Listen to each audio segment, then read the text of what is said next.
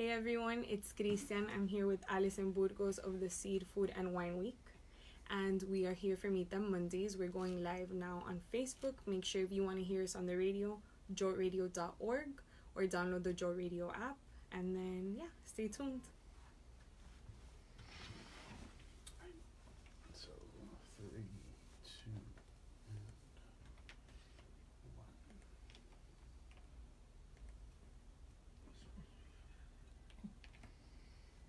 We happen to find ourselves alive during this full of activity.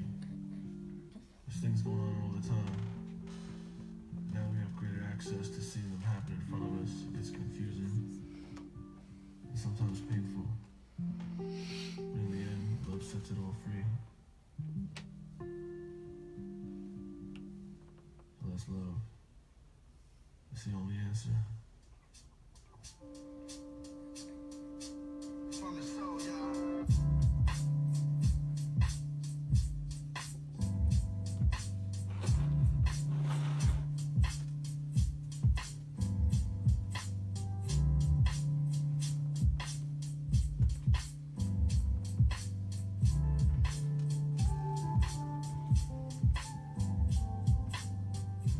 Peace world, welcome to Meet Them Mondays, a show about community, culture, and lifestyle in Miami. I'm your host, Christian Portilla. Before we get into today's show, I want to share with you all that I got my first story published in Vice. It was about gentrification in Little Haiti. I'm doing a little dance here in the studio. And if you know me, you know I've been wanting to work with them for a while, so that was super exciting. If you want to read that piece, you can head to roamfreerights.com. I also have some other stories in the pipeline, so stay tuned. And then I also want to give a shout out to my city, to Miami. I just want to say that I love you all so much. You've all been so positive and so loving with the work and the content that I've been producing, and that really motivates me to keep putting on for our city. So thank you so much. And my guest today is Alison Burgos, co-founder of the Seed, Food and Wine Week. Hey, Alison. Hi, thanks for having me. I'm super excited about the Vice piece. Oh my God, thank you. Good for you. That's awesome. That was a great moment for me. Seed is a movement. It's a community of ideas and passionate people committed to elevating the conversation around plant-based foods, sustainability, conscious living, vegan living, and the welfare of animals. Alison is no stranger to organizing and promoting large-scale events. Since 1998, she has produced destination weekends and events in Los Angeles, Las Vegas, Orlando, Miami, Atlanta, Charlotte, and Puerto Rico. We threw that Los Angeles in there. Puerto Rico. And she knows how to draw a crowd. Her events attract over 30,000 people annually. Okay. When she became diagnosed with rheumatoid arthritis in 2008, she was confined to a wheelchair from 2011 to 2012 and then underwent knee replacement surgery, followed by 6 months of physical rehab to be able to walk again.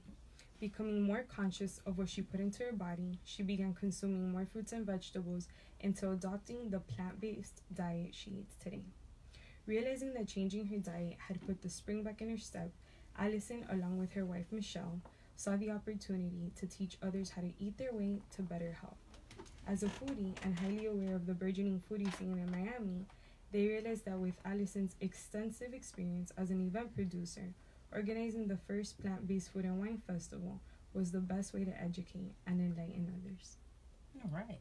Thank you so much for You're being welcome. here. And so, you know what? Let's just get right into it.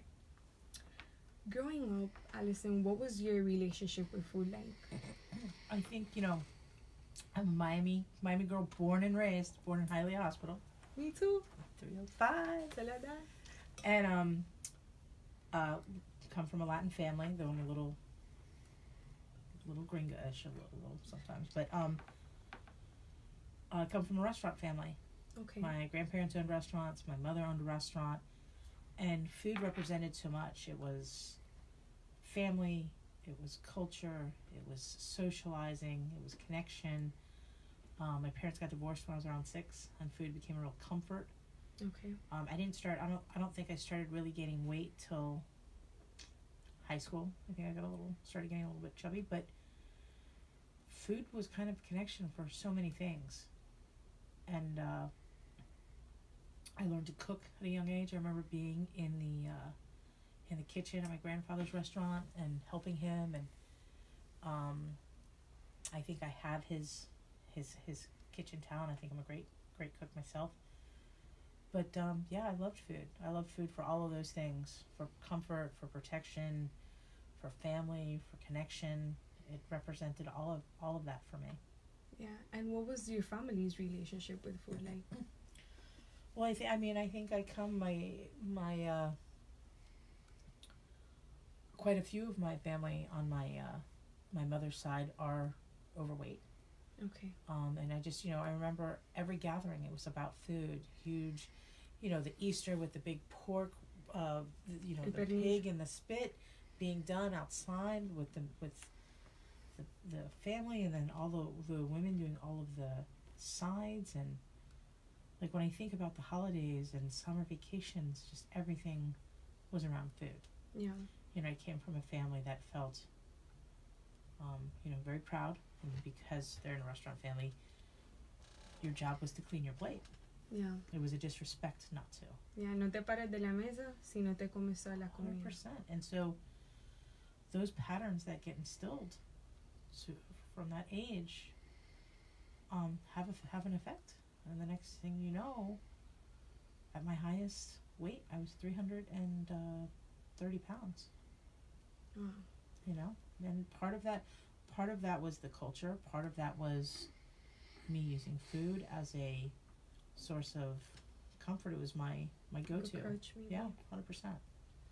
When did you realize that your relationship with food was becoming toxic? When did you feel like you were way over your head? I knew that. We all, as teenage girls, when you get chubby, you start feeling super insecure. Yeah. Everything from not wanting to change your clothes in front of others in the locker room, and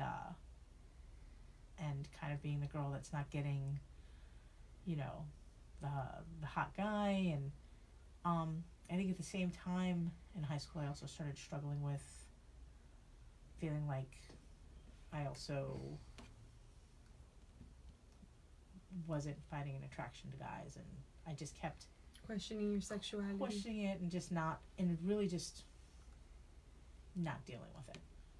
But yeah, I think from that age I started realizing there was a problem, and then I moved away. I went to college. I moved to DC, and I gained, went to college, gained a freshman 15, and then a sophomore 30, and it just, then you kind of lose control of being able to get back to where you want to be.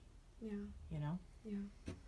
And as you became a professional and you went through your career, how did you balance self-care and work? And maybe during that time, did anyone ever speak to you about self-care? Sure. I think people spoke to me. I think that I didn't balance it, which is what got me in trouble. Okay. I reflect now, and I've done quite a bit of work over probably the past 10, 12 years, especially since I got sick. And I realized that, a lot of people identify me as a workaholic and such a hard worker, and I give so much, and I do so many things, and I always say yes. And what I realized was I overcommitted and said yes to everything because I didn't believe people could love me just for me. I felt like people did not love me because I was overweight, and so I had to prove to them that I was of value. And that was a big epiphany for me, and it was a big moment, and it took years for me to get to a place where I totally love myself, and I am totally just the way I am, worth completely loving and having. Yeah. And that took years to work through. But in that, I lost myself.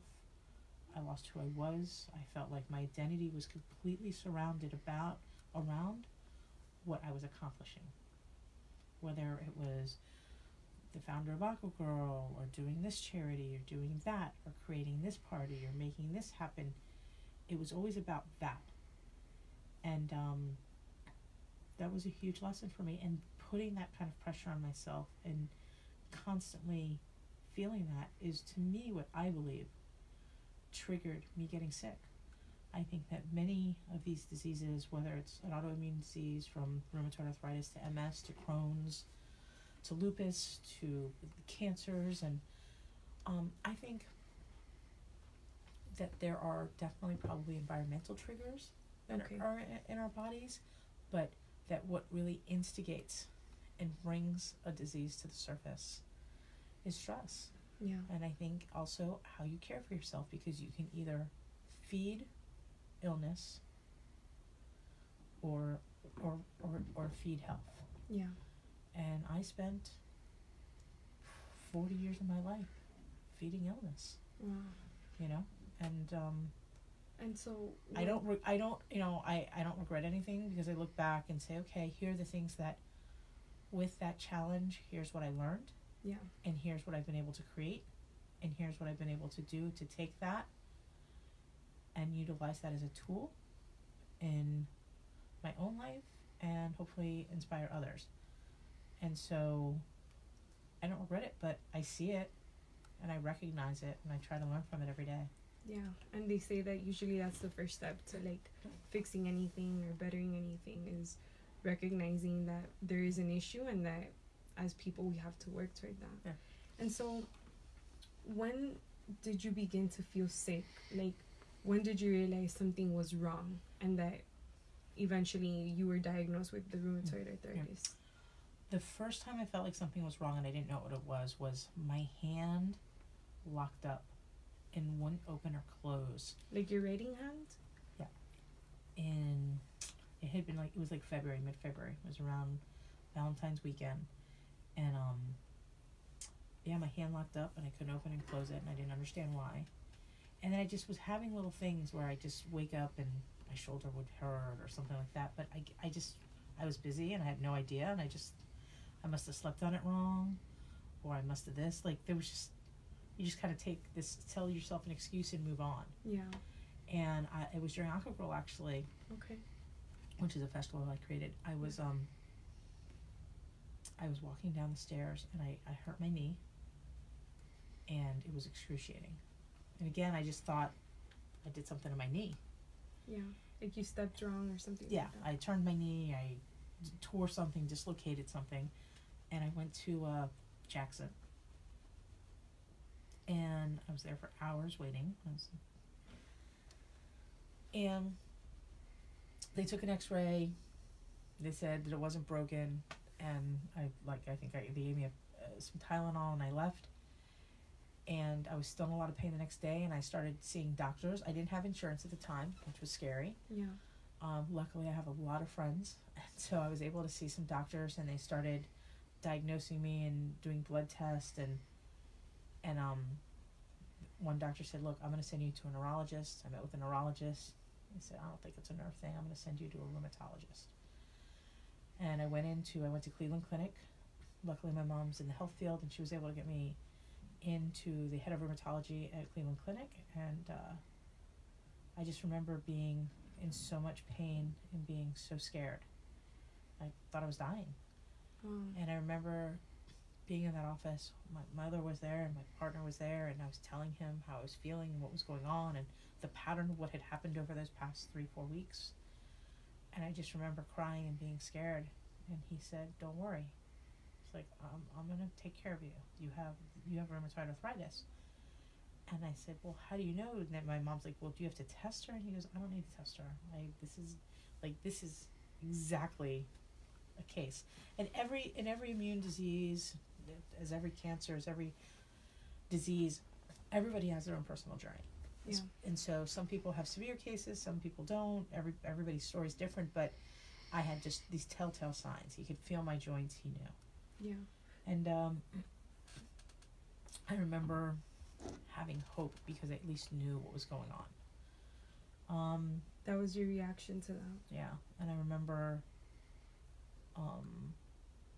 first getting put on medication, and the first time I finally felt better and was out of pain. And what kind of just medication was it?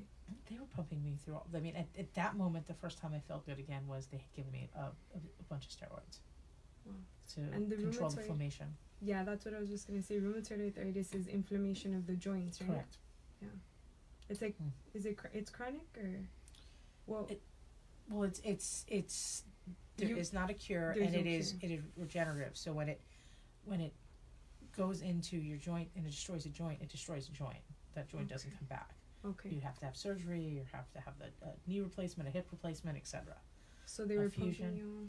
So they started pumping me full of all these medications, and they were really struggling with controlling it. And I had said I had hurt my knee. Yeah. Well, the body said, okay, that's a weak point. Let's attack that. Oh wow. And so I just was constantly having pain in my knee. It was destroying the joint, deteriorating it. And, within a couple of years, I was basically bone on bone. Oh, And, being overweight and being bone on bone and having the inflammation in your body, it was just excruciating.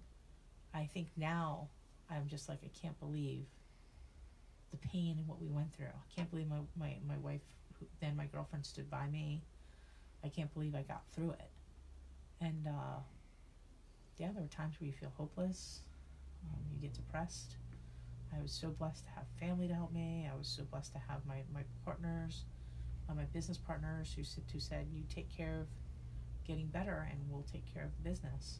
Wow. And but it's been a journey. It didn't, it was a journey. I mean, I think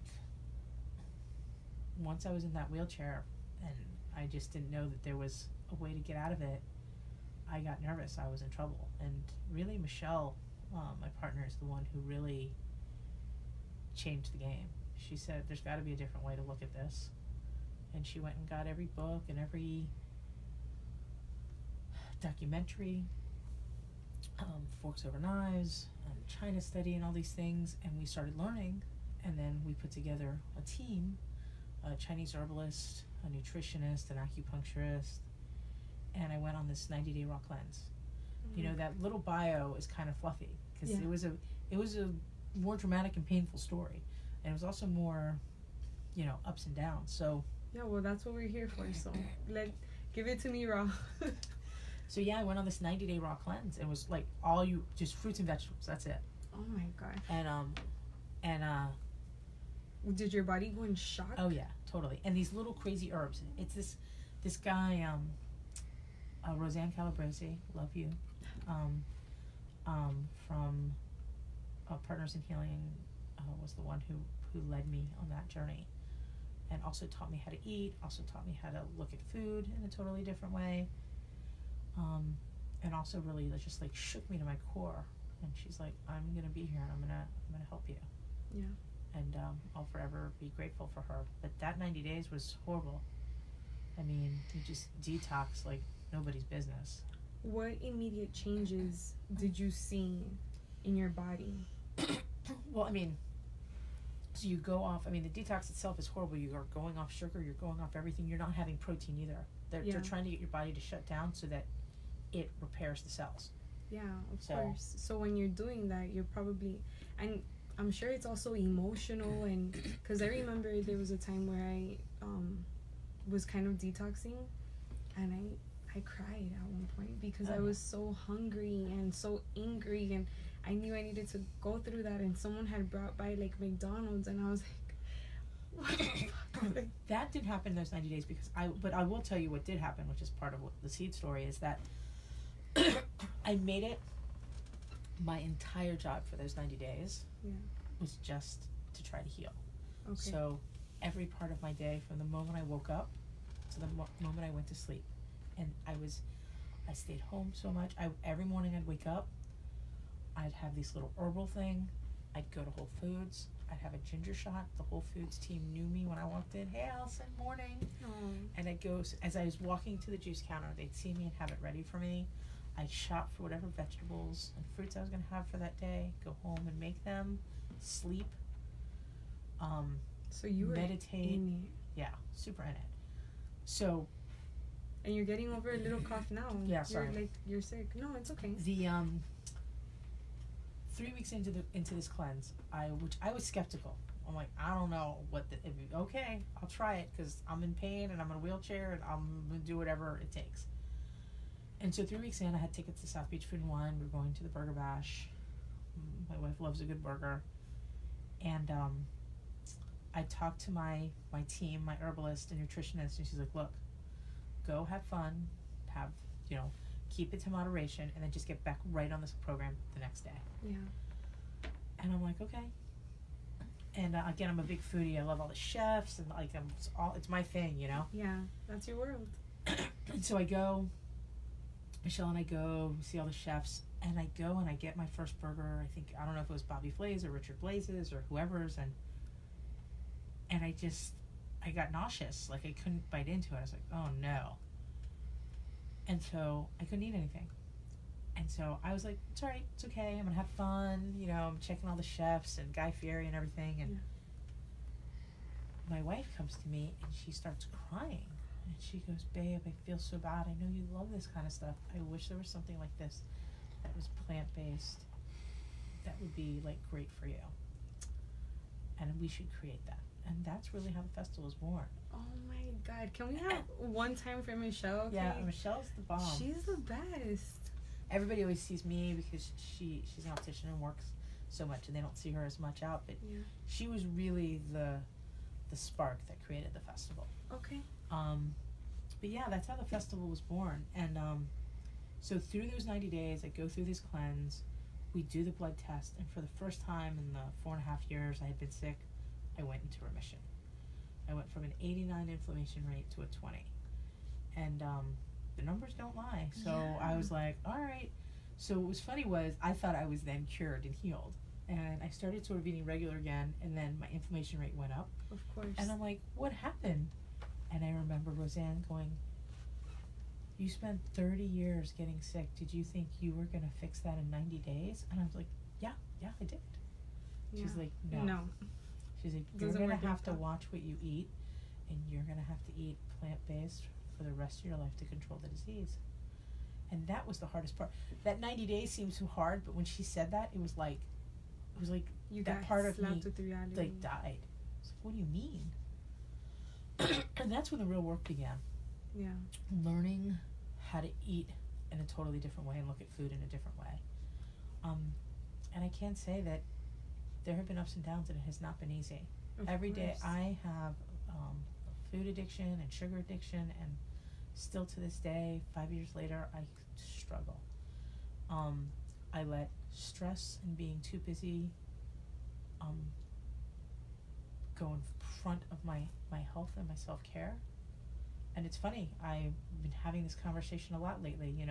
I got my knee replaced, I learned to walk again, I lost 50 pounds, I still have plenty to go, but I'm not there. Every day is a struggle. And in fact, the past 5 or 6 months, I've been feeling really overwhelmed.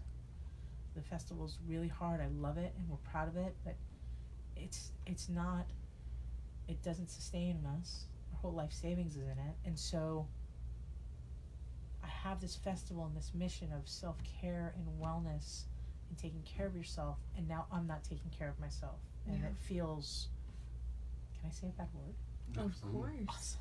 Feels messed up. I was gonna say effed up, but I got a kid now. Say it. Oh, I was gonna say it. Get it out of your system. Feels fucked up. Yeah. So, I'm lucky. I have a lot of people in my life that are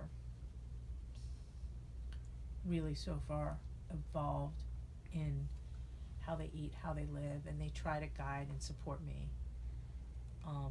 Well, because here's the thing, and I guess from hearing you say that, it's sort of like an internal, like, it's like conflicting, right? Because sometimes when you have a brand that's as prominent and as big as the one that you have, a lot of people are checking for you or know you or see you, or and I'm sorry, there's just times where you want to sneak a bite of a croqueta and I have someone tell you, well, aren't you vegan? Or I don't know if that happens to you, but Totally. it doesn't go with your brand. And so maybe people will judge you or say, well, she's not really preaching what she's practicing because she's kind of like going against her brand, or she's not. And you know what's something you said too that stuck to me, that you told me when we were talking? You said, Chris, my wife and I are not the ideal image of what you would think that a health and wellness festival is. We are not the poster children to a wellness festival by any means. I'm still 120 pounds. I'm morbidly obese. I'm still 120 pounds overweight. I look in the mirror every day and get frustrated by that. And what's so hard is that I have the tools and I have the knowledge. I have some of the best physiologists and nutritionists and doctors and at my disposal. I can go to some of the best gyms in South Florida that respect our brand and be like, hey, can I have a free membership? Or, hey, I don't want to do it because if I'm not committed to it, then I feel like it looks bad. Yeah. And but why do you think you struggle with that then? Why do you think that knowing that you have all of these resources, it's hard for you to commit? Have you ever sat with yourself and asked yourself what that's like for you? Yeah, I do. I've been sitting with it a lot lately, and especially, our son's 4. He came home to us. We adopted him when he was 18 months old. And now that he just started school, I'm like, God, I don't want him to ever be judged because his mom's overweight or his moms are gay. It's like a double whammy. Yeah. And I want to be here for him. We're older. We adopted him older, and I want to see him get married and be there for him when he's older. And so it's become a really serious conversation for us in how do I get no shit committed to living a life that's in complete alignment with the voice of what we talk about. And it's hard because there are many ways that Seed has inspired people. We get letters, we meet people every day that tell us stories about how their first time at Seed or what they learned or what has happened or how they've connected or brands that have met each other or chefs that have found their calling and But look, I will say this.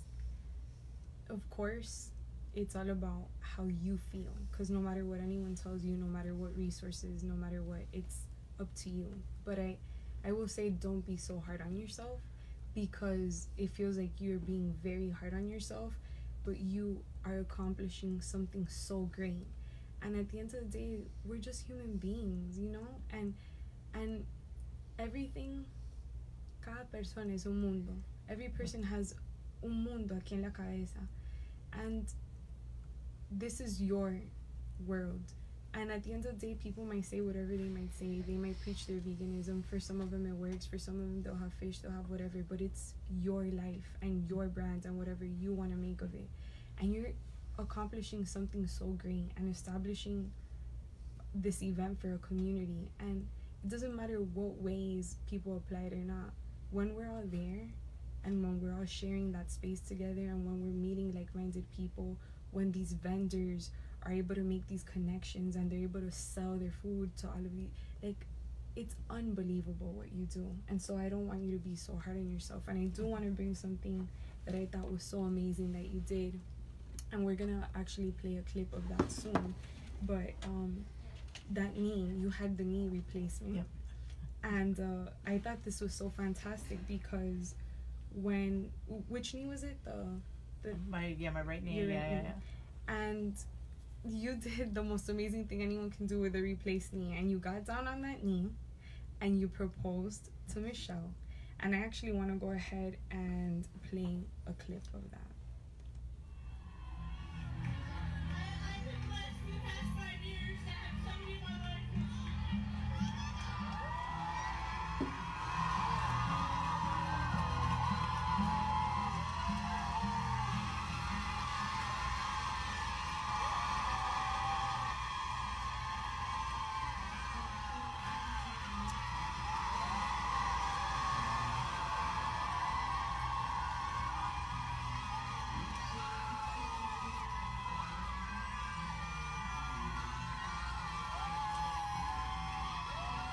From 19 to 319.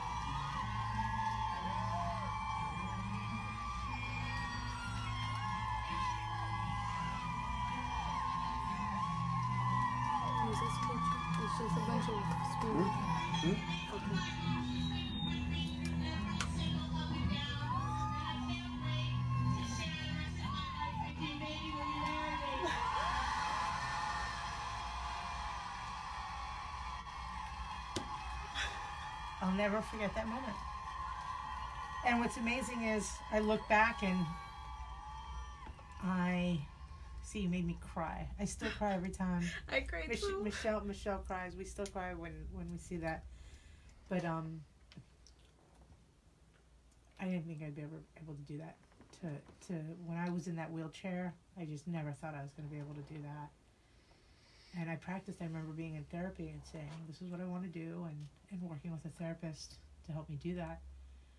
And that was such a moment. That was so unbelievable. And I really wanted to play that because I remember we were talking about like the struggles and how hard it is, how this festival rests on you. Of course, now you have the volunteers and the team, but it really is your livelihood, you know, and you too on the backs of you and Michelle. And I thought it was fantastic that you got on that knee and that you did that. And that just kind of always like a reminder that you, whatever you put your mind to, you can do, and you've been accomplishing so much. And so let's talk about Seed. Let's talk about the festival. And tell me a little bit more about that. Well, we're excited, you know, we're coming up a couple weeks, November 7th to the 11th, and it is our 5-year anniversary. Yeah. So there's a lot of these kind of full circle moments for us. Yeah. Which is exciting. What year of Seed are we in right now? This will be our 5th, Our 5-year anniversary. Okay, 5th. So I think, number one, we are like grown up now. Yeah. I think that people, you know, I remember those first years. I just got an email actually from a committee member who's been on our committee since the first year, and she goes, I remember, wow, times have changed, because I remember that first year I was at a farmer's market telling people, passing out flyers, telling people about the festival, and nobody knew what it was. Everybody looked at us like we were crazy. And this weekend I went out to that same market and was flyering people, and most people knew and were excited to go. Oh, and that's exciting. You know, we just got named, USA Today just named us one of the top 5, number 3 actually, wine and food festivals in the country, yes. Which kind of blows our mind. Thank you for everybody who voted for us. And congrats on that. That's such a great win. Thank you. And we get to, like, we work with amazing chefs. I mean, over the past 5 years, the best plant-based and the best chefs in Miami have all come together to bring their voice to this conversation around plant-based and plant-forward living, and looking at food as more than just something to eat, but something that can nourish us and heal us, and how we live and transform our health and the health of the planet. And that's powerful. You know, see, it's not about a label. See, it's not about a trend. A trend, or you have to be this, or you have to be that. It's about being present and being connected to what's possible. And that, to me, is the most important thing about Seed. I'm so grateful for every single volunteer, every committee member, every chef who's lent their name and been a part of it. You know, Rich Landau, who and Kate Jacoby, who were our first guests in the first year.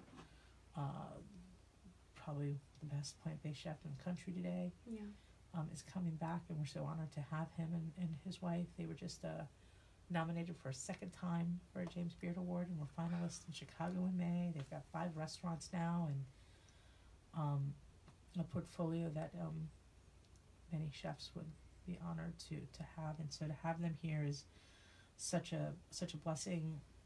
You know, people like Brad Kilgore, Jeremy Ford, and Giorgio Rapavoli, and Julie Franz, and Todd Erickson. I mean, just all these amazing chefs that have joined us. Alan Susser, all these amazing chefs who have joined us over the years. We just feel so lucky. And then these great, like, really, these plant-based and vegan chefs that have built this community. You know, Seed gets a lot of credit. We're one of the top 5 plant-based cities in the country, but we were just a catalyst to bring voices together. These people were here doing this work. We are just amplifying their voices and bringing the community together. That's really, I think, kind of what my forte is, and where we've had our great success. You know, the restaurants that have been here forever, like Choices, and new places like Love Life and Glam and Plant, what Carla Descala's done with Sacred Space and Plant and Flow and Paradise Farm, oldest organic farm in Florida. Limoni Cafe is great. Limoni's great.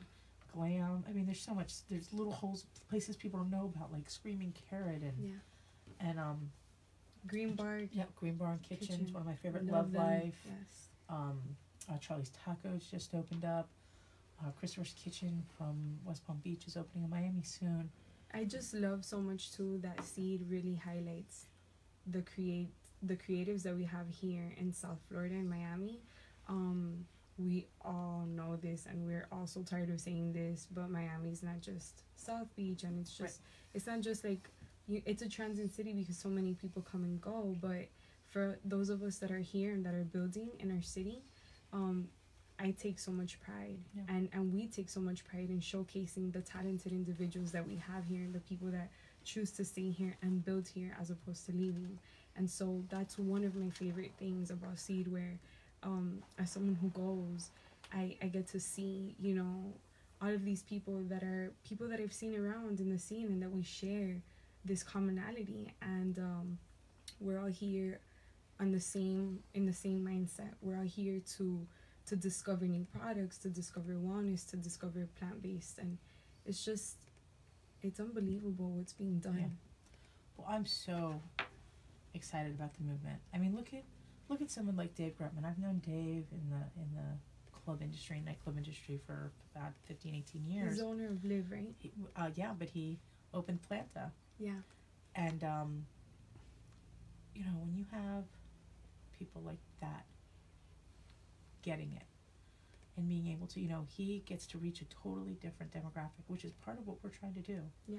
Is talk to everybody and show them in a way that's fun and sexy in Miami, that making better choices and living more plant forward or plant based or whatever, vegan, vegetarian, it's not about the label. Yeah. But making better choices for how you eat and how you live is totally delicious. It's totally accessible.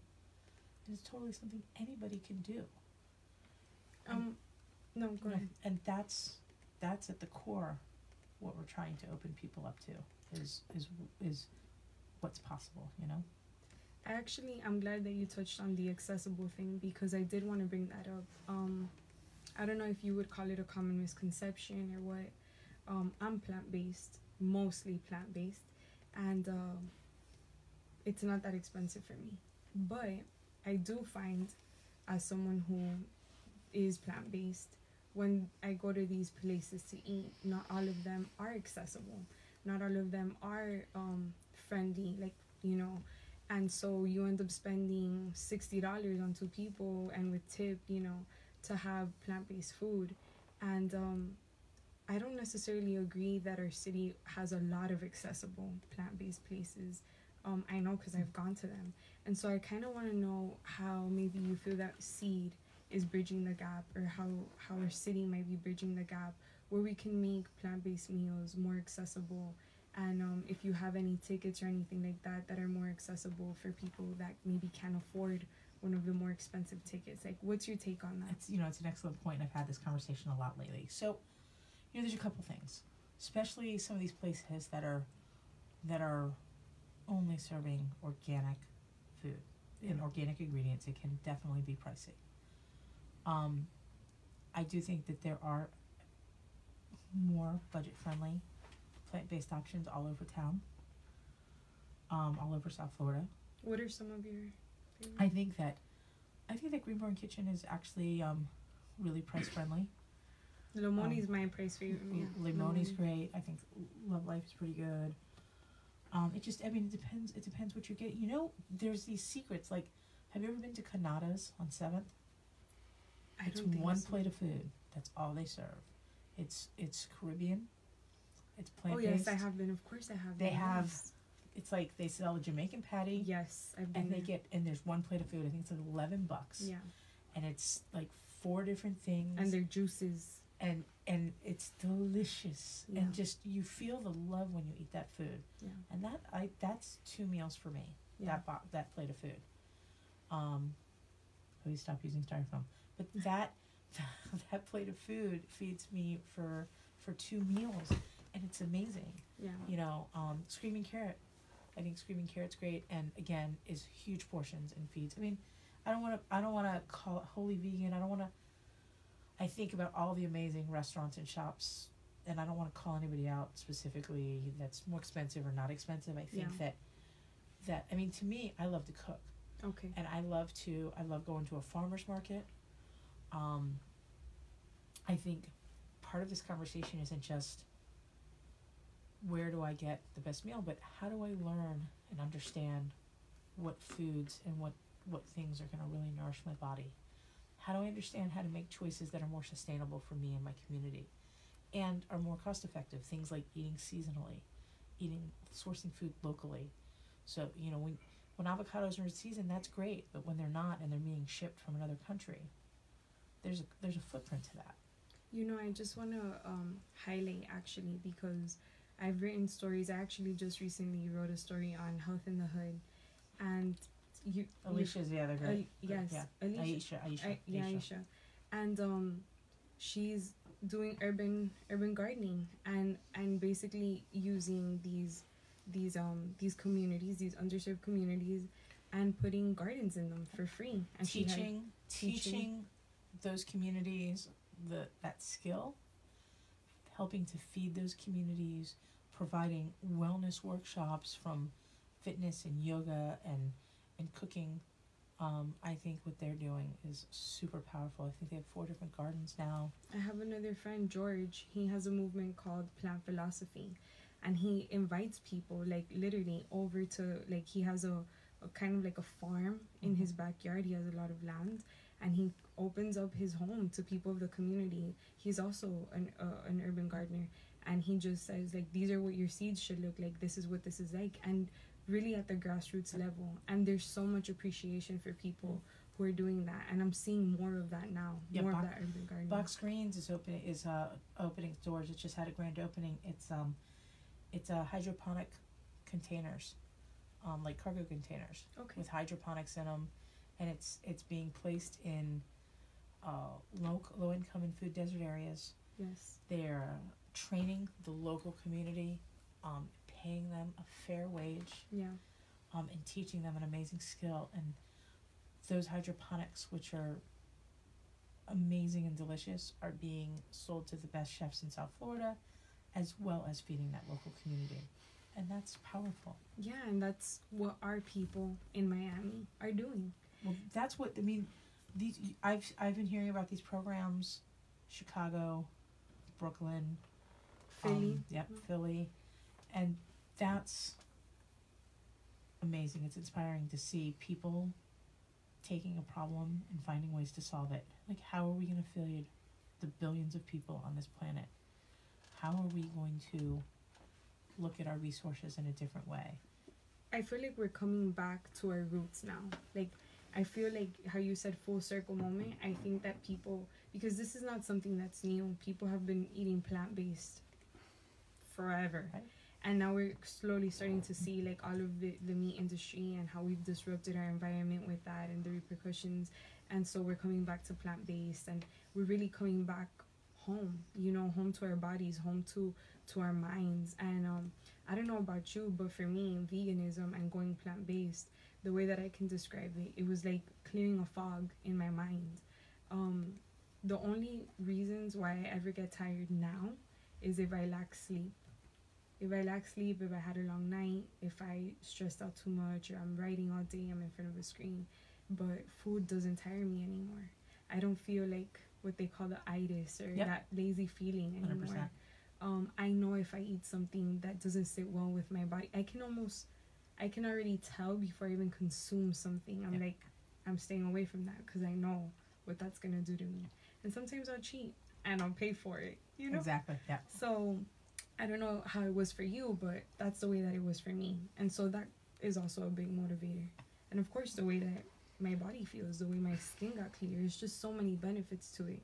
And so many people are doing Meatless Monday and approaching that, you know, trying to go little by little. So maybe for someone who went cold turkey and now how you're dealing with that, how would you give advice to someone who wants to go on this plant-based journey? I think that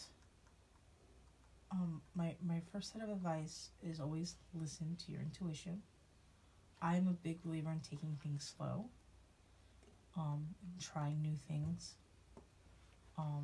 going step by step. I find that when somebody starts here, there's no way that you don't feel the difference and then you just want more and more. Yeah.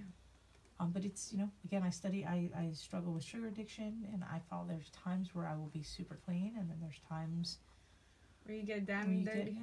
I had a Sprite a couple of days ago, and I knew I didn't even think about it when I drank it. It was there, I grabbed it because I was busy, and I drank it, and then I was like, oh, I must totally regret that now. Yeah. It's going to make me feel tired and crappy in like an hour. Yeah.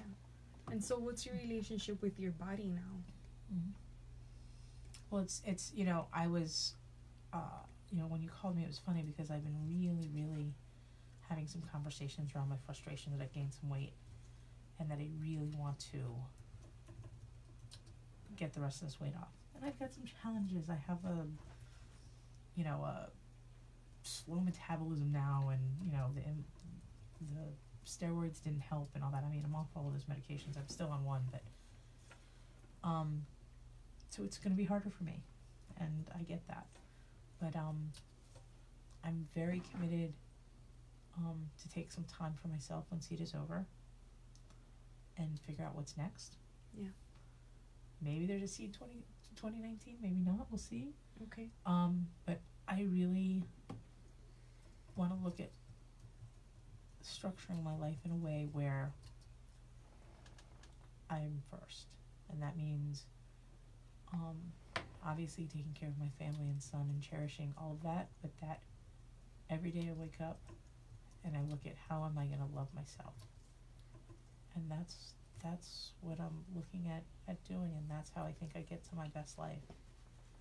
I want to swing back, and I have a little bit of time left. I want to swing back and talk about accessibility of the festival, because I think it's important, and people ask about it all the time. Yes. So I think the festival is super well priced. I mean, we have, I think festival day is $50, and you eat and drink for free all day. You get to try 150 different amazing plant-based foods and drinks, and you have demos, and you have speaker stages. I think it's the best deal anywhere. Yes.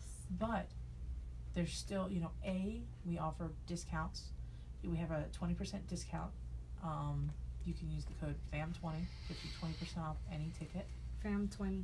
Burger Battle, VIP, Festival Day, the Yoga Meditation Brunch gives you 20% off.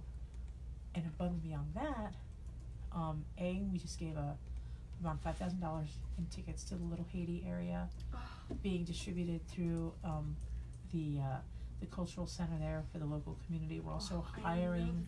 We're also hiring in the local community, because that's where our festival village is at this year, which we're so excited to be partnering with Magic City and the work they're doing in developing Little Haiti, but in a way that's responsible, that celebrates that local community.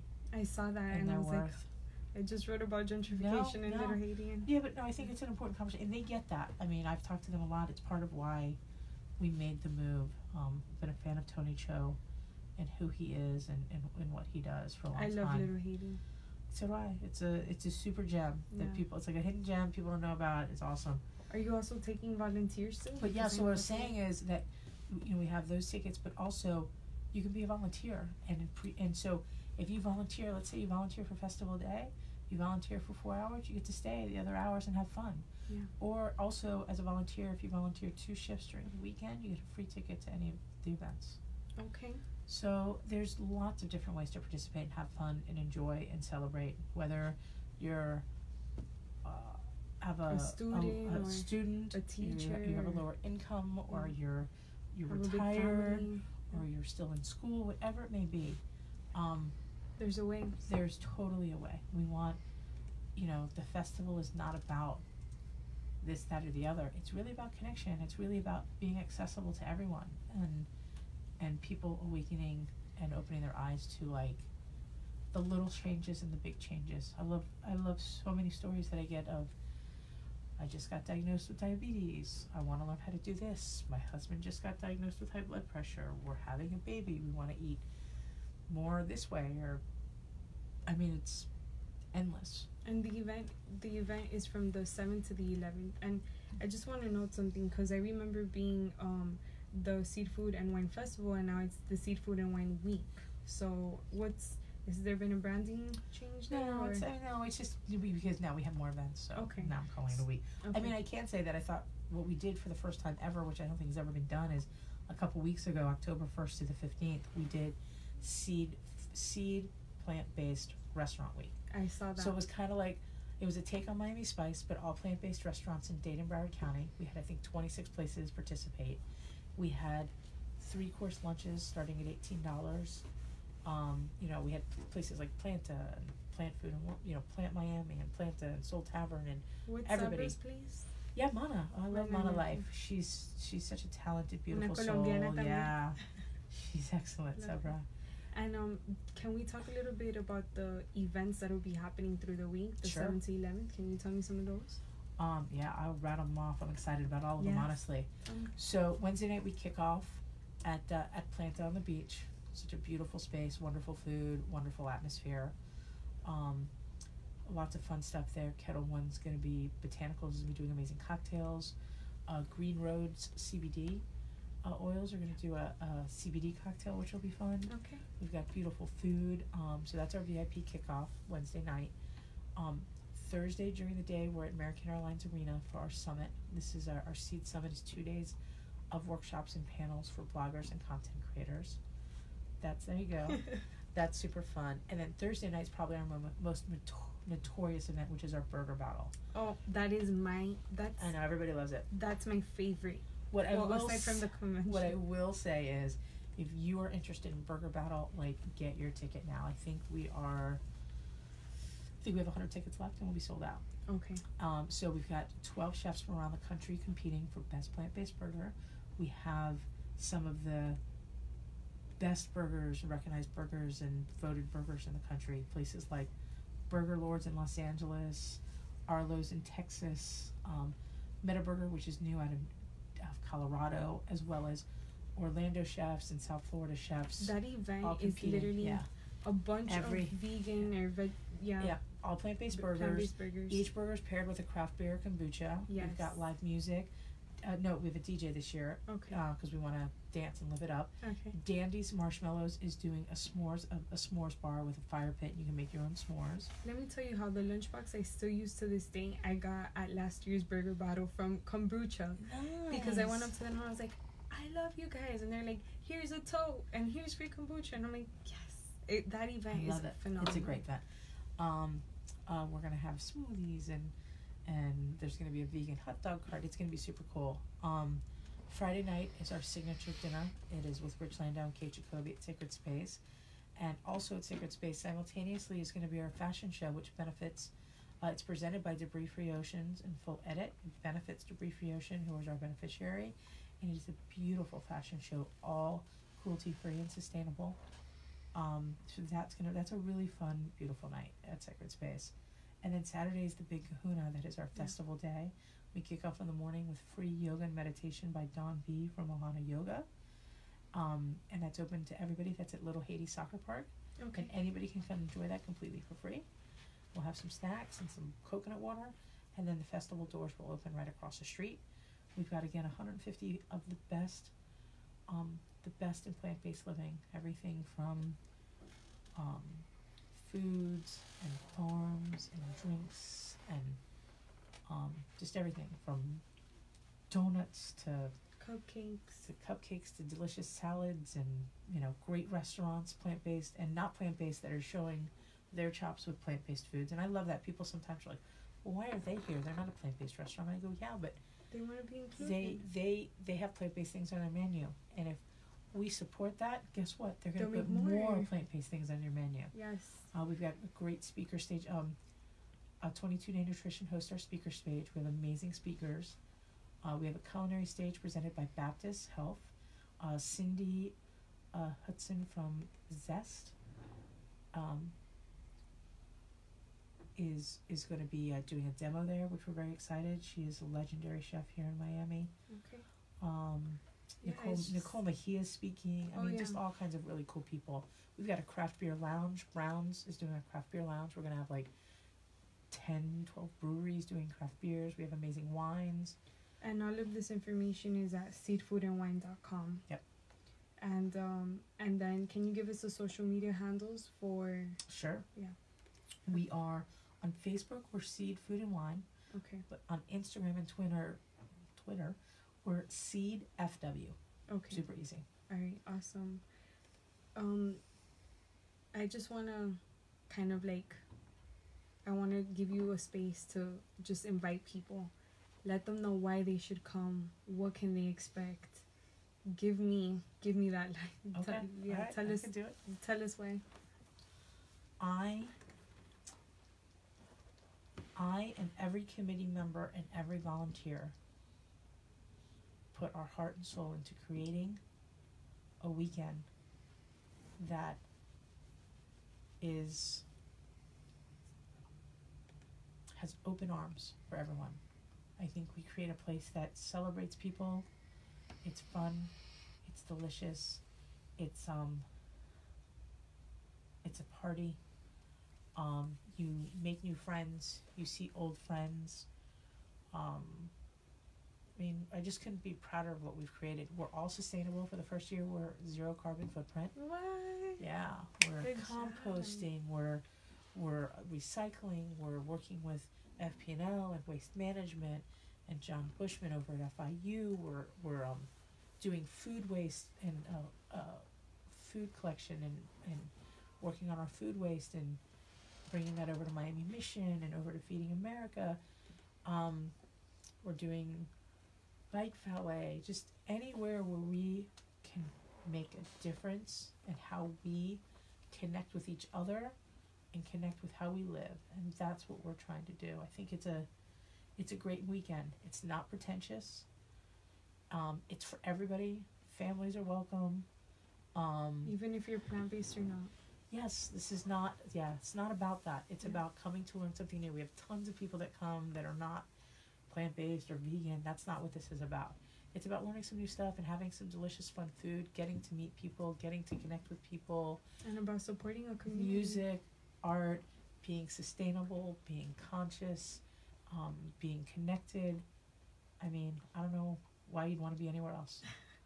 Alison, thank you so much. Thank you. Really Thank you grateful for for being here and giving us an opportunity to share what we do and also to let me share who I am. Thank you. I appreciate what you're doing for our community. Thank you all for listening to Meet Them Mondays. Make sure to tune back in on Monday, October 29th for another episode. Follow us on social media at Meet Them Mondays. I'm your host, Cristian Portilla, on IG at Room Free Rights. If you like what you hear, then subscribe on Apple Podcasts or listen on SoundCloud, Mixcloud, Stitcher, or visit roamfreerights.com for more. Peace. Right. Yay, we did it. Woo. Thank you everyone who tuned in to the Facebook Live. This is Alison Burgos. Also make sure that you head to seedfoodandwine.com to be able to purchase any tickets and follow on social media. FAM20, FAM20, yes. Get you 20% off or sign up to volunteer. We've got some positions still open. Yes. But whatever you do, come see us. Yes. Thank you so much. Thank you for everyone that tuned in. Till next Monday. Bye.